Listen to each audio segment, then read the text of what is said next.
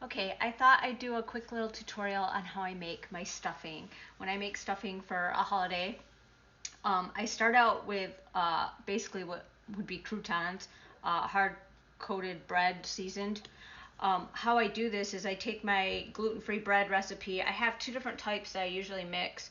This is my sourdough, which I make my sourdough according to the way I learned on Sourdough Schoolhouse has like online tutorials, and I took their gluten-free sourdough tutorial, so I make it according to their recipe.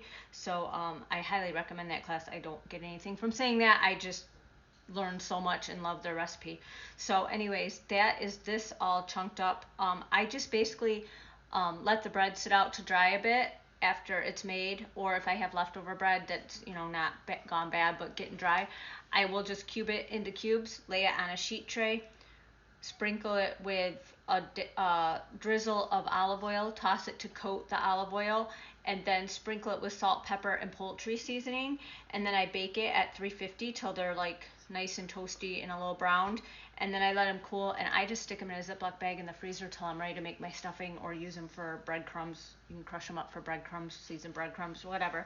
So I have a mixture of sourdough and then my bread machine bread dough recipe that I will link to in the post. Anyway, so you can make them different sizes, whatever. Anyway, I just have all my dried crunchy bread in a big bowl, and then I have diced onions and celery that I sauteed with a little olive oil and salt and pepper. I did that last night so that and then I just let them cool and put them in the fridge. So then I stick that in here, and you can add mushrooms. I have a child who loathes mushrooms, so she won't eat the stuffing if I put them in there. I used to make a batch with and a batch without. It just got to be too fussy, so I just make it without for the holidays now. But you can dice up mushrooms, or even use canned mushrooms, and add them to this. It's delicious, honestly. So then I just mix this up enough to get the vegetables kind of dispersed throughout the bread. And you could saute the vegetables and add them right to the bread hot. It's fine. I just, for time constraints, I just did them last night when I had time, so I could just throw this together and get it in the oven this morning. I'm going to preset my oven to 350.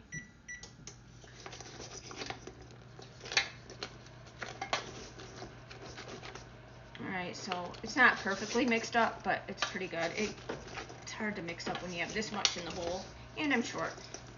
So I probably should be on a ladder to get better leverage. Okay, so let's see if I can get some of this down there a little bit more. There we go. Okay, so that's kind of mixed up. So next thing I do is I add broth. Now, it's not a set amount. It really depends on how much bulk you have, how dry your bread is, that kind of thing. So what I do is I just start with ladles of broth. I'm going to scooch this over a little bit. Don't drip. And I just start ladling it on. I start out with several ladles, and I let it sit a little bit because it'll all go to the bottom and then it'll start soaking it up. So like 3 good ladle sizes. And then I just kind of let it soak it in. And I kind of flip it around so that some of the ones on the bottom will come to the top. And it's a little bit of a time-consuming process because you really want the bread to soak in and get soft, but not complete mush. It'll be like mush with some texture. So I just keep adding broth. This big bowl will take quite a bit of broth.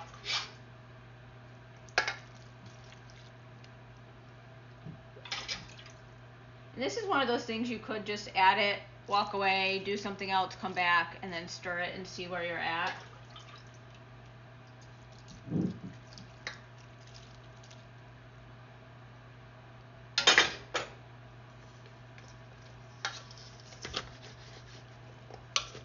And I sometimes will, if I'm not sure how much it's absorbing, I'll kind of move it aside with my spoon and see, like the liquid's up to here. So sometimes I just let it sit, and the ones on the bottom will absorb that, and then I kind of stir it and flip it, and then put some more on, let the ones that were on the top sit in it, and they'll absorb it as they sit. So I'm just gonna let this sit for a little bit and absorb, and I'll be right back. Okay, so I added another round of stock and let it sit and stirred it, and as you can see, there's little crumbs that's starting to break up a bit, but it's definitely not ready. I kind of wait till you gotta really kind of dig down to see some stock left before I add more. And then I usually add 3 or so ladles at a time.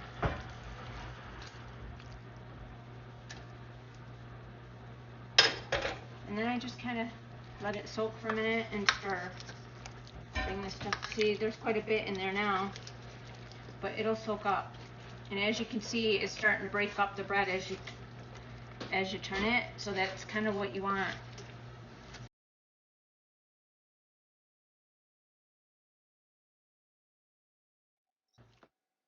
Okay, so I've added a lot of stock and kept stirring, and it's now kind of a textured goop. What I kind of do is, because some of the bread takes a long time to really soften, and so I kind of feel if there's a really hard chunk of bread, I just kind of whack it to the bottom of the bowl with my wooden spoon and break it up. So I just kind of keep going like this and breaking up those chunks. And I will say that this one has taken a little bit longer, basically because some of the bread was still frozen, because when we went to get something else out of the freezer, we found a couple of bags of bread cubes. Can't talk today. Of bread cubes in the freezer, and so I threw them in here because I wanted to make freezer space because we have some meat coming. So I used some frozen bread. Normally I get it out and make sure it's all room temperature. So maybe take it out the night before and let it sit in the bowl to come to room temperature. But since they were frozen, they're obviously not breaking down like they normally would. And I usually make sure my stock is nice and hot, but it was still had some frozen chunks in it, so it was maybe lukewarm. The hot stock will help it break down more. So I've let it sit, and I'm just kind of breaking it up. So I'm going to add a little bit more stock because there's still a few hard cubes in there. I'm just going to kind of let it sit, and I'll come back when I'm all ready to finish it and let you know how it goes. You noticed what size my bread cubes were? The reason that I do the bigger bread cubes, even though it takes a lot longer for it to break down and you got to kind of mash them, the smaller little like crouton size cubes will take less stock and break down quicker. But I find by letting it do this way, I end up with a moister stuffing because I've added a lot more stock. Because I don't put my stuffing in the bird. If you're putting your stuffing in the bird, it's going to moisten with the juices from the bird. So I would say maybe do your bread cubes a little smaller and add less stock. Don't get it quite so mush before you put it in the bird. I bake mine in pans, so I want it to be very moist because it's going to bake for probably 45 minutes. In an oven, so I want to make sure it doesn't dry out. So that's why I use the bigger bread cubes and put so much stock, and why it takes me longer to get it softened. And I find that a lot of times the heavier, still hard bread cubes fall to the bottom pretty easy, so I can just kind of mush them along the bottom. You'll feel them. You'll kind of stir, and then you'll feel like a harder lump. So I just kind of break it up as I stir.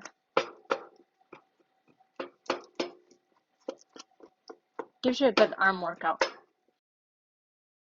I will say that the sourdough bread, because the crust is sort of tougher on a sourdough bread, it doesn't break up as easily, which is why I use more of the bread machine bread than I do of the sourdough. I just like the flavor profile of mixing the breads, but you can really use any bread you want. You could take store-bought bread and do this. And I will say that I did, obviously, when I made the croutons, I seasoned the bread with salt, pepper, and poultry seasoning. I also seasoned my vegetables when I sauteed them with salt and pepper. So those are both seasoned nicely. My stock is homemade stock, so it's not very salty. So what I'm going to do, as soon as I feel this is pretty much ready, which it's getting there, there's only a few little clumps I feel. So I'll just keep breaking those up when I stir in the eggs. So what I'm going to do now is add my seasoning, and then I'm going to taste this before I add my eggs, because I don't want to taste it with raw eggs. Some people it doesn't bother them, but me it does. So I'm going to add, at this point, there's poultry seasoning on the croutons, but I'm going to add a couple teaspoons to start. And I'm going to add, I like pepper, so I'm going to add like a good teaspoon, oh, well, maybe some on the floor too. Teaspoon and a half of pepper. Salt's good luck when you throw it over your shoulders. I wonder if pepper is. And I'm going to add a little bit of salt. I'm not going to go too heavy on the salt because the other stuff was seasoned, so like a teaspoon and a quarter. And we're going to stir that in and see where we're at. I like to season it before I add my eggs.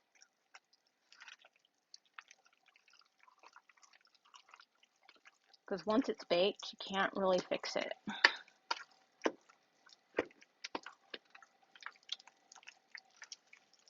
And as you can see, it's pretty mushy, but there's still some texture. There's still some bread cubes in there.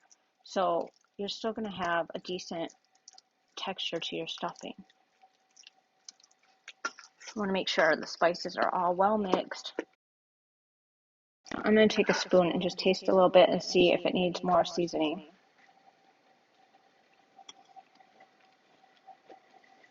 There's plenty of salt. I'm going to add a little bit more poultry seasoning. And another teaspoon. And a little bit of pepper. Another half teaspoon of pepper. This is a big bowl. I'm actually making a double batch. I have another bowl over here soaking in the broth. I'm going to stir it in a minute. But we like leftover stuffing, number one. Number two, I'm sending some to a friend who's having Thanksgiving, and she has some guests who are gluten-free, so I'm giving her some stuffing for them and some dessert.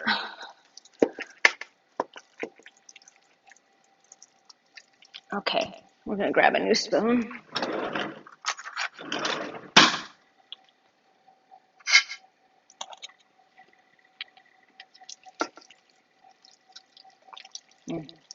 Good. I'm just going to add a little bit more poultry. It's good, but I like that seasoned taste. That was probably another half teaspoon. And, you know, you'll taste the spices a little bit more as it cooks and it melds in there. As I'm just freshly stirring, you're not going to get the full bloom of the spices. So you don't want to over season it, but I've done this so many times that I sort of know. I grew up on Pepperidge Farm stuffing, the you know, pre-made crouton stuffing season mix that you just add liquid to. And I loved it. So when I had to go gluten-free, I was like, I got to come up with something that satisfies that flavor profile. And this is even better because it's homemade and it's delicious. Okay, so that's good. Now, the eggs. That's what kind of binds it.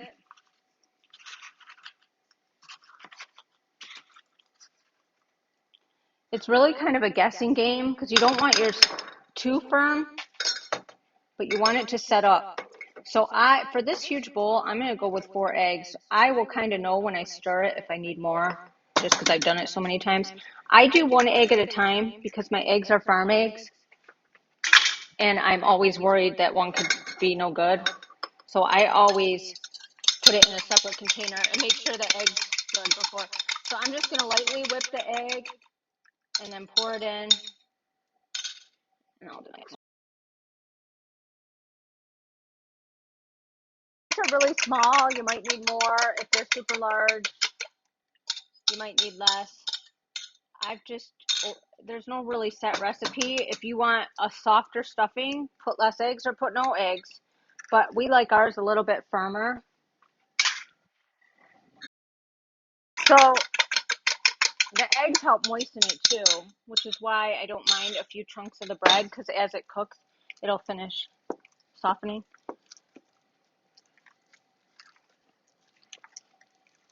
Some people call this dressing because it's so moist, but We've always called it stuffing.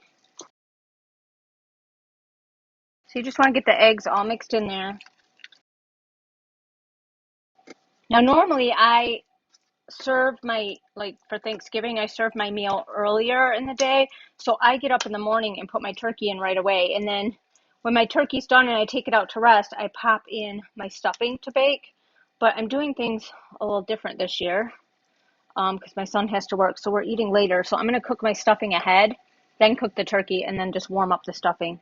All right, so this is ready to go in my pan. So I have Corningware. You can use any kind of pan. You could use a pie plate. You could use anything that can go in the oven. I greased it kind of medium lightly with palm shortening. You could use butter.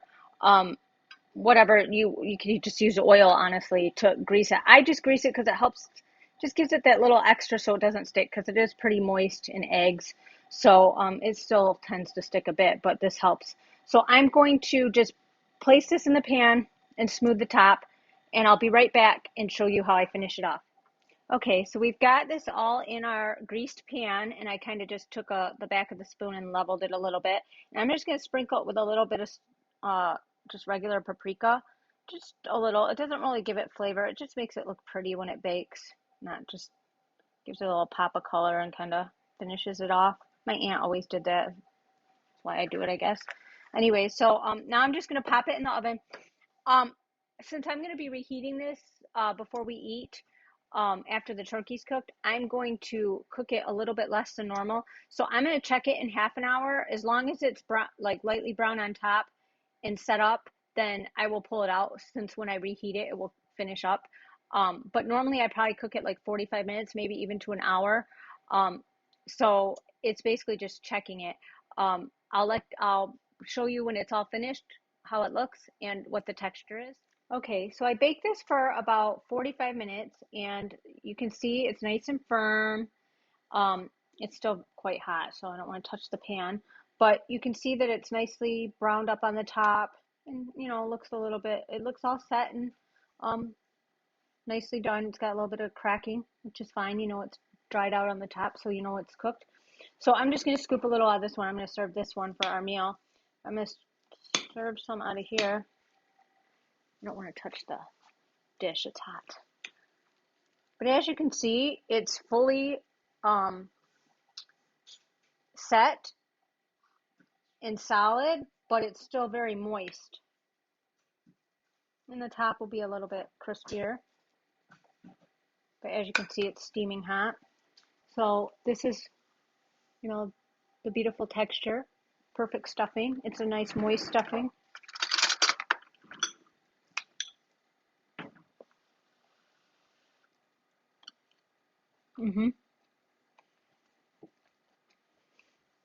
It's very good, nicely seasoned. You get a little tiny bit of texture from the vegetables, and it's very moist. It's delicious.